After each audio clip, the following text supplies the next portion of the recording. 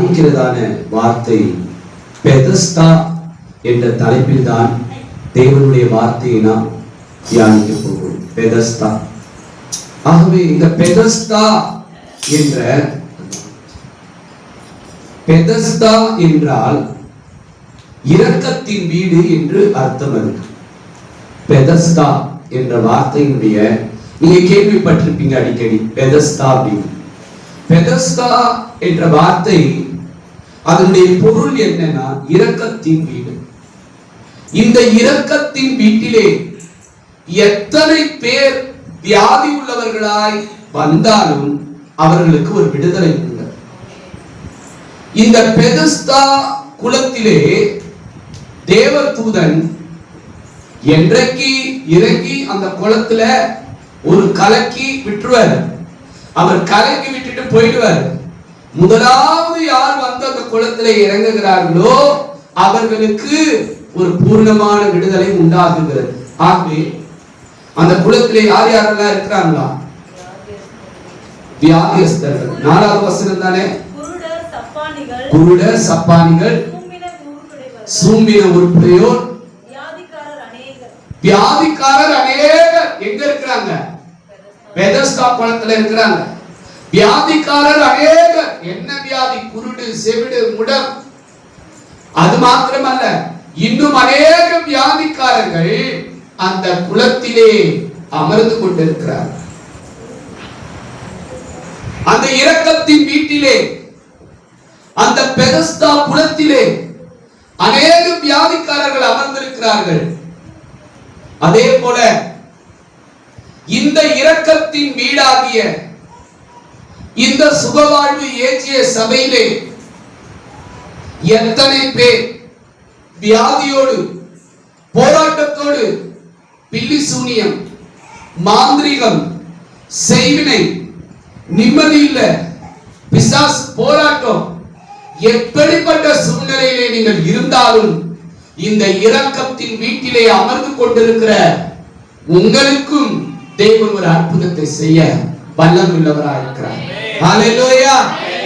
இந்த பெதஸ்தா குளத்திலே தேவ தூதர்கள் வந்து கலக்கும் பொழுது வியாதிஸ்தர்கள் பார்த்துக்கிட்டே இருக்கணும். ஏன்னா முதல் யார் இறங்குறாங்களோ அது போல நீங்களும் பார்த்துக்கிட்டே இருக்கணும் என்ன நடக்குதுன்னு. தூங்கிட்டீங்கன்னா வேற யாருன்னா லேக்கா வாங்கிட்டு போயிடுவாங்க ஆசீர்வாதத்தை. நீ தூங்கிட்டே உட்கார்ந்துட்டு இருக்கணும். நான் பொறுப்பு இல்லை. நான் வந்தேன் தூங்கிட்டேன்னா நான் பொறுப்பு இல்லை. பெதஸ்தா குளம் எப்போ கலங்கும், எப்போ அதுல நான் இறங்கணும்னு நீங்க தான் விழிப்பா இருக்கணும்.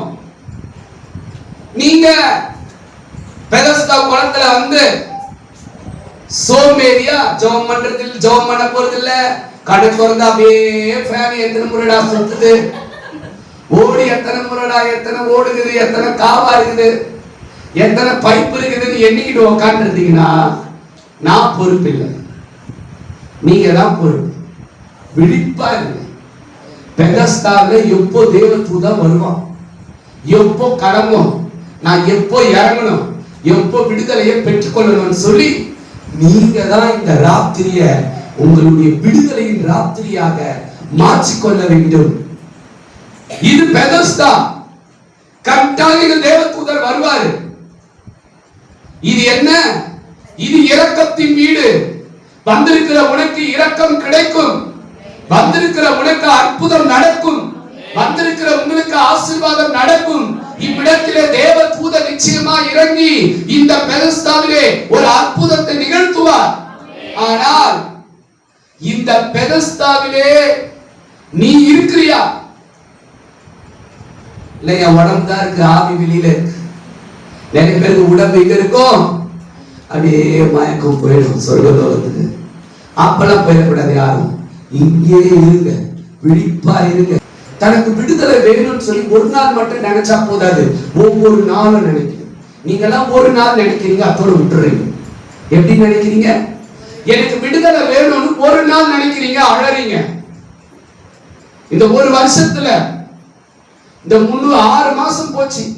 இந்த 6 மாசத்துல எத்தனை பேர் விடுதலைக்காக ஒவ்வொரு நாள் அழுதுட்டு இருக்கிறீங்களா?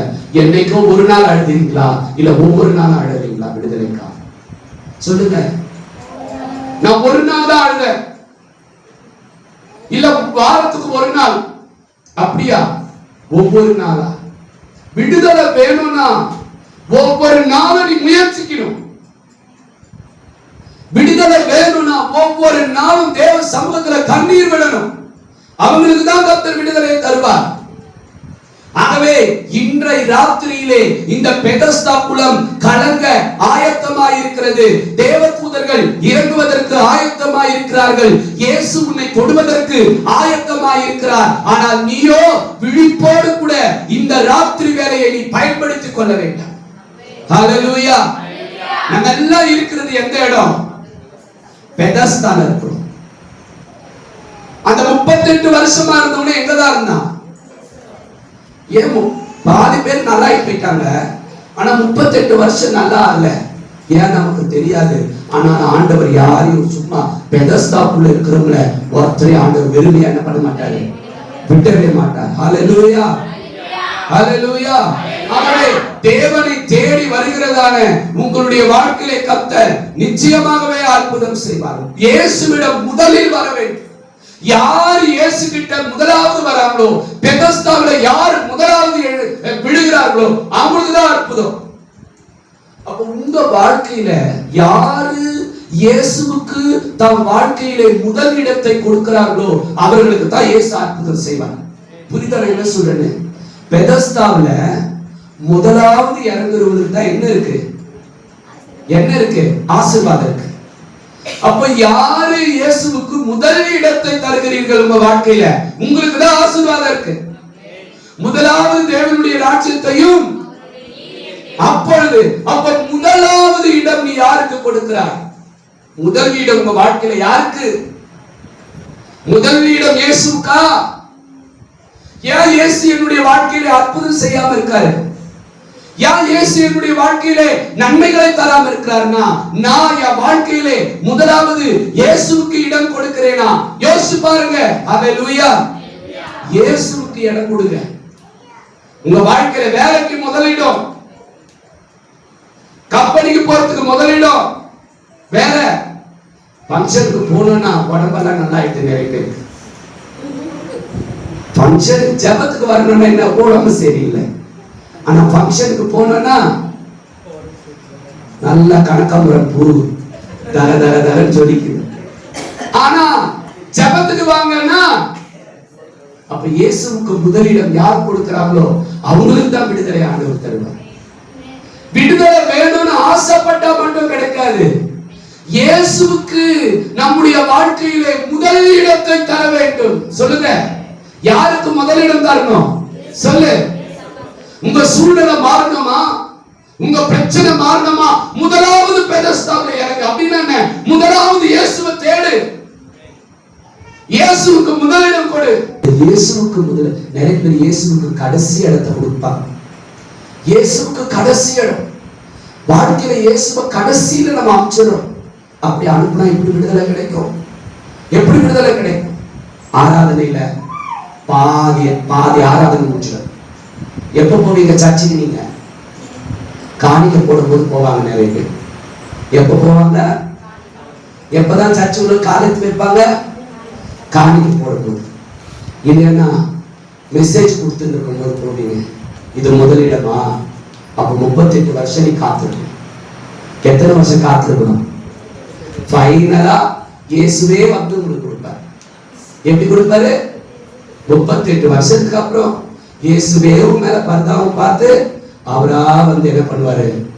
கொடுக்காம இருக்க மாட்டாரு, கொடுப்பாரு. ஆனா உடனே அற்புதம் என்னன்னா, இயேசுவுக்கு முதலிடம் கொடுங்க. இயேசுவை முதலாவது வைங்க. ஃபர்ஸ்ட் அவர்தான். ஒரு வசனத்தை வாசிப்பாருங்க. மத்தேயு 11ஆம் அதிகாரம் 28வது வசனத்தை ஒரு வாசிங்களேன். நீங்கள் யாரா இருந்தாலும் என்ன பண்ணுங்க? என்னிடத்தில் வாருங்கள், நான் உங்களுக்கு இளைப்பாறுதல் தருகிறேன். நீங்க என்ன பாரத்தில் இருக்கிறீங்க, என்ன கஷ்டத்தில் இருக்கிறீங்க, என்ன போராட்டத்தில் இருக்கிறீங்க, எங்கே போகாதீங்க, இயேசு கிட்ட வாங்க. யார் கிட்ட வர வேண்டும்? இயேசு கிட்ட. ஆண்டவரே சொல்றாரு, வருத்தப்பட்டு பாரம் சுமக்கிறவர்களே நீங்கள் எல்லாரும் எங்க வந்தாங்க? அவங்க எல்லாருமே வியாதிஸ்தர்கள் எல்லாரும் எங்க வந்தாங்க? எங்க இருந்தாங்க? பெதஸ்தாவுல இயேசு கிட்ட இருக்காங்க. பெதஸ்தா என்பது இயேசு என்ற அர்த்தம். பெதஸ்தா என்பது இரக்கத்தின் வீடு என்ற அர்த்தம். அந்த இரக்கம் என்றால் யார்? இயேசுதான் இரக்கம். அப்போ அநேகர் இயேசு கிட்ட வந்திருந்தாங்க.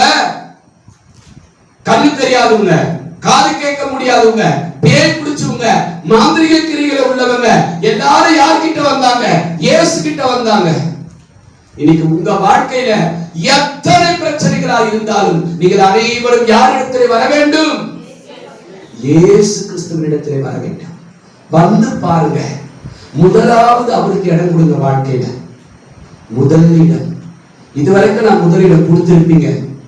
ஆரம்பத்துல முதலிடம் கொடுத்திருப்பீங்க, இல்ல கொஞ்ச நாளுக்கு முன்னாடி முதலிடம் கொடுத்திருப்பீங்க, இல்ல கொஞ்சம் வருஷத்துக்கு முன்னாடி முதலிடம் கொடுத்திருப்பீங்க. ஆனா இப்போ எந்த இடத்தை கொடுத்திருக்கீங்க? இயேசுக்கு எந்த இடத்தை கொடுத்திருக்கிறீங்க? சோர்ந்து போயிட்டீங்களா? அற்புதம் நடக்கலையே எனக்கு, அதனால அவருக்கு முதலிடம் கொடுக்காம போயிட்டீங்களா? இல்ல எனக்கு அவர் நன்மை செய்யலையே அதனால முதலிடம் கொடுக்காம போயிட்டீங்களா? ஏன் முதலிடம் கொடுக்காத போனீங்க? அவருக்கு முதலிடம் கொடுங்க.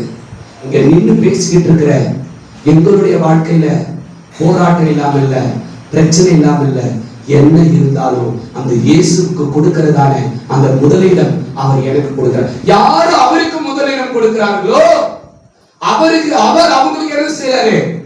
முதலிடத்தை கொடுக்கிறார். யோவான் 14:6 கூட வாசிப்பாருங்களேன். யோவான் 14:6 என்னை அல்லாமல் ஒருவனும் பரலோகத்துக்கு போக முடியாது. அப்போ யாருக்கு முதலிடம் கொடுக்கணும்? சொல்லுங்க, யாருக்கு முதலிடம் கொடுக்கணும்? என்னை தவிர யாரும் பரலோகம் போக முடியாது, என்ன தவிர ஆசீர்வாதத்தை பெற முடியாதுன்னு சொல்லிட்டாருன்னா எல்லாத்துக்கும் காரணம் இயேசுதான். உங்க வாழ்க்கையில நன்மைகள் கிடைப்பதற்கு, உங்க வாழ்க்கையில சுகம் கிடைப்பதற்கு, உங்க வாழ்க்கையில ஆரோக்கியம் கிடைப்பதற்கு, உங்க வாழ்க்கையில பலம் கிடைப்பதற்கு யார் காரணம்? சொல்லுங்க, யார் காரணம்? இயேசுன்னு சொல்லுங்க, கை உயர்த்தி. என்னங்க சத்தமே கேட்கல? பின்னாடி கை தூக்கி சொல்லுங்க எல்லாரும். இயேசுன்னு சொல்லுங்க. எல்லாத்துக்கும் யார் காரணம்? அப்போ அவருக்கு தான் முதலிடம் நீங்க கொடுக்கணும். யாருக்கு முதலிடம்? பக்கத்துல பார்த்து சொல்லுங்க, இயேசுக்கு முதலிடம் கொடுங்க. தூங்குறவங்களை கட்டி சொல்லுங்க, அதுதான் சொல்லுங்க. சொல்லுமா, யாருக்கு முதலிடம்? ஆமா, இயேசுவுக்கு முதலிடம் கொடுத்தால் அந்த இயேசு உங்களுக்கு முதலிடம் நிச்சயமாகவே தருவார். இயேசுவுக்கு முதலிடம், மற்றதுக்கு கடைசி இடம். யாருக்கு? நிறைய பேரு வைராக்கியத்துக்கு முதலிடம், வீம்புக்கு முதலிடம், இல்ல எல்லாத்துக்கும் முதலிடம். ஆனா இயேசுக்கு கடைசி இடம் இல்ல.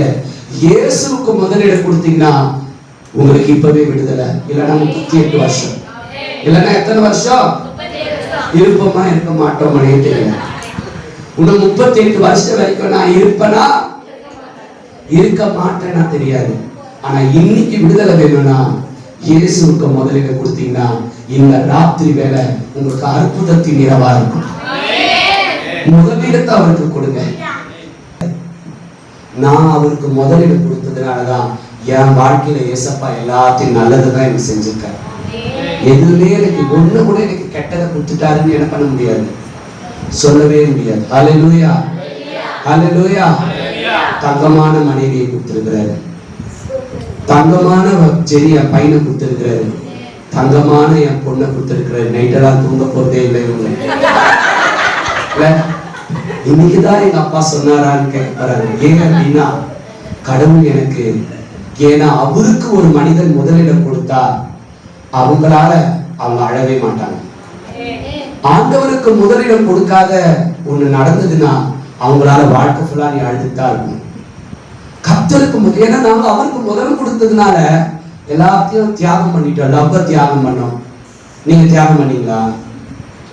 இல்ல. இயேசுவுக்கு முதலிடம் கொடுத்ததுனால நாங்க லவ்வ தியாகம் பண்ணிட்டேன். எனக்கு வேணாம், அப்பா என்ன கொடுக்குறாரு கொடுக்கட்டும்.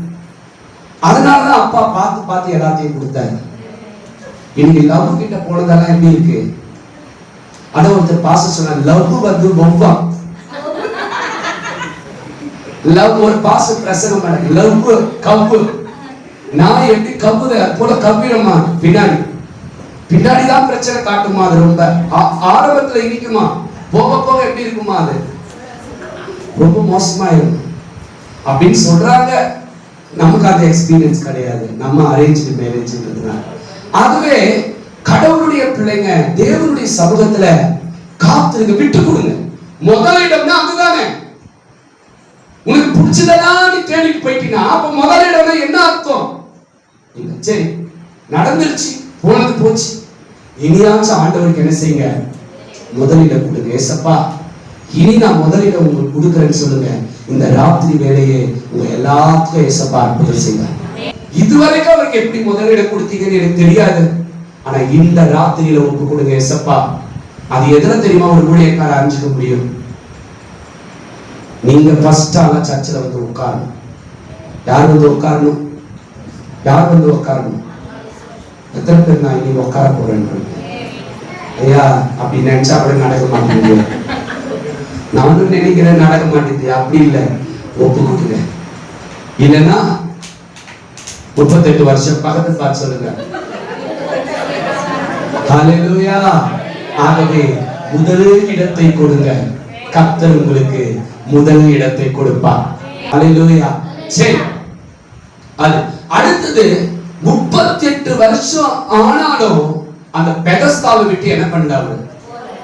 போனாரா? போறீங்க எங்கடா போச்சு? இது நம்ம நம்பி வந்தவங்க. என்ன நடந்துச்சு? என்ன நடந்துச்சு? 38 வருஷம் காத்திருங்க, என்ன ஆச்சு? எங்க நீங்க வெயிட் பண்ணுவீங்களாங்க? வெயிட் பண்ணுவீங்களா? வெயிட் பண்ண மாட்டீங்களா? 38 வருஷம் வரைக்கும் ஒரு மனிதனால காத்திருக்க முடியுமா? ஆண்டவருக்கு சித்தம் இல்லை போல. உடனே என்ன நினைப்போம்? ஆண்டவருக்கு விருப்பம் இல்லை, ஆண்டவருக்கு செய்ய மனசு இல்லை போல, நம்ம வேற எதனா ட்ரை பண்ணுவோம், ஏதாச்சும் ஒண்ணு பண்ணுவோம். ஆனா 38 வருஷமா ஒரே இடத்துல அவர் காத்திருந்தார்னா அது எதை தெரியுமா குறிக்குது? அவர் அந்த பெதஸ்தாவை வைராக்கியமா நம்பி இருந்தார். எதை நம்பினார் அவரு? அந்த பெதஸ்தா கட்டாயம் குணப்படுத்தும், எத்தனை வருஷம் ஆனாலும் பரவாயில்ல, அந்த பெதஸ்தா என்னை நிச்சயமா என்ன செய்யும், குணப்படுத்தும்னு சொல்லி ஒரு விடாப்பிடியான நம்பிக்கையோடு இருந்தார். இன்னைக்கு உனக்கு கூட 5 வருஷம் ஆயிருக்கலாம், 10 வருஷம் ஆயிருக்கலாம், 12 வருஷம் ஆயிருக்கலாம், இல்ல 20 வருஷம் கூட ஆயிருக்கலாம். ஆனா அந்த பெதஸ்தாவுக்குள்ள நீ நம்பிக்கையோடு உறுதியோடு இருக்கிறத பார்த்து பெதஸ்தா என்ன கலங்குறது? அவரே வந்து உனக்கு ஸ்ட்ரைட்டா இருக்கு. ஹல்லேலூயா. பெதஸ்தா கலங்கி நீ இறங்குறத விட இயேசுவே நேரா வந்து உன்னை தொட்டு போவாரு. எதை பார்த்து தெரியுமா?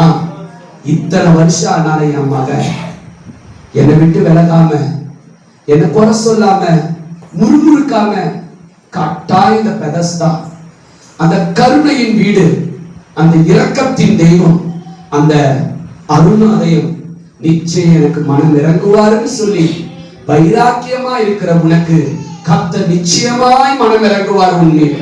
ஹல்லேலூயா. நம்பிக்கையா இருங்க. ஆண்டுகள் கடந்தாலும், நாட்கள் ஓடினாலும், மாதங்கள் கடந்து போனாலும் நிச்சயமாக முடிவு உண்டு. உன் நம்பிக்கை வீண் போகாதுன்னு சொல்லி இருக்கிறாருங்க. இது எவ்வளவு பெரிய ஒரு கிரேட். எல்லாருக்கும் சுகம் ஆனவங்க எல்லாம் குரல் கலங்கி அதுல இறங்கி போய் நல்லது நடந்திருக்கும். ஆனா ஒரு மனிதனுக்கு, ஒரே ஒரு மனிதனுக்காக இயேசு அந்த பெதஸ்தாவை தேடி வந்தார் இல்லையா? இந்த ஆலயத்துல ஒருத்தருக்காக ஆண்டவர் தேடி வருவார். உங்க ஒருத்திக்காக ஆண்டவர் தேடி வருவாரு. உங்க ஒரே ஒரு நபருக்காக இந்த ஆலயத்துக்கு வருவாரு. நினைக்காத 38 வருஷம் காத்திருக்கிறவனை பார்த்து அந்த உலகம் என்ன சொல்லி இருக்கோம்? அந்த பெதஸ்தாவுக்கு வந்தவெல்லாம் நல்லா போயிட்டான், ஆனா 38 வருஷமா அப்படியே கடந்திருப்பாங்க. நல்லா போனவங்க என்ன நினைப்பாங்க? இவனை பார்த்து இது என்ன பாவம் மனுஷோ தெரியாது, இதுக்கு என்ன சாபமோ தெரியாது சொல்லியிருப்பாங்களா? அவங்களோட அவமானத்தையும் தாங்கிக்கிட்டு அந்த பெதஸ்தாவுல நல்லா போறவங்கெல்லாம் பார்த்துட்டு ஏக்கத்தோடு இருந்திருப்பான். பார்த்தீங்களா அவன் மன வலி எப்படி இருந்திருக்கும்? இவங்கெல்லாம் சாட்சி சொல்றாங்களே, எனக்கு இது நடந்தது, அது நடந்தது, இது நடந்தது, எனக்கு இன்னும் நடக்கலையே. நானும் அந்த பெதஸ்தாவில் தானே இருக்கிறேன். நான் வெளியில எங்கேயும் இல்லையே, நான் எங்கேயும் போயே, நானும் அந்த பெதஸ்தாவுக்குள்ள தானே இருக்கிறேன். எனக்கு ஏன் நல்லது நடக்கல? எனக்கு மட்டும் ஏன் 38 வருஷம்? எனக்கு மட்டும் ஏன் 15 வருஷம்? நான் எந்த பாவம் பண்ணேன் அப்படின்ற கேள்வியோட கூட இந்த இடத்துல உட்கார்ந்துட்டு இருக்கிற உங்களுக்காக தான் கர்த்தர் சொல்லுகிறார், நானே இறங்கி வருவேன் உன்னை தேடி, உனக்காக நானே வருவேன் என்று கர்த்தர் சொல்லுகிறார். சோர்ந்து போகாதீங்க, நம்பிக்கையோடு இருங்க. வேதம் சொல்லுகிறது, நம்பிக்கையுள்ள சிறைகளே அரணுக்கு திரும்புங்கள், இதோ நான் இரட்டிப்பான நன்மையை தருவேன் என்று. நம்பிக்கையோடு ஆண்டுகள் கடந்த ஆண்டுகள் என்ன போட்டுங்க. ஆபிரகாமுக்கு 100 வயசு, சாராளுக்கு 90 வயசு. இயேசுநாதருக்கு வயது ஒரு பொருட்டல்ல, வருஷம் ஒரு பொருட்டல்ல. அவருக்கு தேவை என்ன தெரியுமா? உனது வைராக்கியமான நம்பிக்கை, உனது வைராக்கியமான நம்பிக்கை. நம்பிக்கையோடு வா ஆண்டவர்கிட்ட, விசுவாசத்தோடு வா. என் சூழ்நிலை மாறும், என் பிள்ளைகளுடைய சூழ்நிலை மாறும், என் மன வேதனை நீங்கும், என் தெய்வம் எனக்கு மனம் நிரம்புவார். போராடுங்க. ஆண்டவரால எல்லாம் முடியும் பிரியமானவர்களே. ஆண்டவரால கூடாத காரியம் ஒன்றுமில்லை. வேதம் அதுதான் சொல்லுகிறது. சங்கீதம் 27:14 வசனத்தை வாசிங்க. சங்கீதம் 27:14. காத்திரு, திடமனதாய் இருந்து கர்த்தருக்கு திடமனதாய். 38 வருஷம் காத்திருக்கிறாருன்னா அவர் எவ்வளவு திடமனதா இருந்திருப்பார். மனசு பதறக்கூடாது, அவர் செய்வார். ஏன்னா நான் பெதஸ்தா விட்டு வெளியே போல, நான் பெதஸ்தா இயேசு கிட்டதான் இருக்கிறேன். அவர் கட்டாயம் எனக்கு என்ன செய்வார்? அற்புதத்தை செய்வார். அவரால் இந்த ராத்திரி வேளையிலே எனக்கு விடுதலை. அது இந்த ராத்திரி வேளையா கூட இருக்கலாம். இந்த ராத்திரி வேளை இயேசு உன்னை தேடி வரலாம். இன்னைக்கு உன்னை தொடலாம், உன் வாழ்க்கை சூழ்நிலை மாறலாம். அது நம்ம கிட்ட இல்ல, ஆண்டவர் கிட்ட இருக்கு. அப்பா அத சொல்ல, திட்ட மனதா இருந்து காத்திருங்க. எப்படி காத்திருக்கணுமா சொல்லுங்கம்மா? தைரியமா, தைரியமா. என் ஆண்டவர் என்னை கைவிட மாட்டார் என்று சொல்லி எப்படி இருக்கணும் நீங்க? தைரியமா, பயப்படாம, கலங்காம, தைரியமா. என் தெய்வம் எனக்கு நன்மையை செய்வார், என் தெய்வம் எனக்கு அற்புதம் செய்வார், என் தெய்வம் எனக்கு சுகம் தருவார், என் தெய்வம் என் வலி வேதனையை நீக்குவார் என்று சொல்லி திடமனதா இருங்க. சந்தேகப்படாதீங்க. 38 வருஷம் சந்தேகம் இல்லாம அந்த மனுஷன் காத்திருந்தால நீங்க ஏன் சந்தேகத்தோடு இருக்கிறீங்க? சந்தேகப்படாதீங்க. கர்த்தர் உங்கள் விசுவாசத்தை வர்த்திக்கப்படுவார். அந்த 38 வருஷத்துல அவன் காத்திருந்தது, விசுவாசத்தோடு காத்திருந்தா பாருங்க, அதுதான் அவனுக்கு சுகம் தந்துச்சு. இந்த குட்டை, அந்த குளம் கலங்கி ஒருத்தங்க விடுதலை போறாங்க அப்படின்னா அதுக்கு காத்திருத்தல், விசுவாசம், இதெல்லாம் பெருசு ஒண்ணு இல்ல. குளம் கலங்குது, மாத்திரை போடுற மாதிரி, ஆபரேஷன் பண்ற மாதிரி. அது குளம் கலங்குது, உள்ள குதிக்கிறாங்க, நல்லாயி போயிடுறாங்க. ஆனா இந்த 38 வருஷம் வியாதி உள்ளவன் சுகமானதுக்கு என்ன காரணம்? அவருக்குள்ள இருந்த காத்திருத்தல், பொறுமையாய் காத்திருந்ததும், இரண்டாவது விசுவாசமும். இது ரெண்டும் சேர்ந்து இயேசுவையே இழுத்து கொண்டு வந்த ஒரு பக்கத்துல நிக்க வச்சுச்சு. இயேசுவையே இழுத்து கொண்டு வந்துருவீங்க நீங்க. அதுதான் உங்களுடைய விசுவாசத்தை அவர் பார்த்துட்டு இருக்கிறார், உங்க பொறுமையை பார்த்துட்டு இருக்கிறார். ஆண்டவர் யாரையும் விட மாட்டார், ஒருத்தரை என்ன பண்ண மாட்டார், அவரு விட்டவே மாட்டார். இயேசு உங்களை தேடி வருவார்.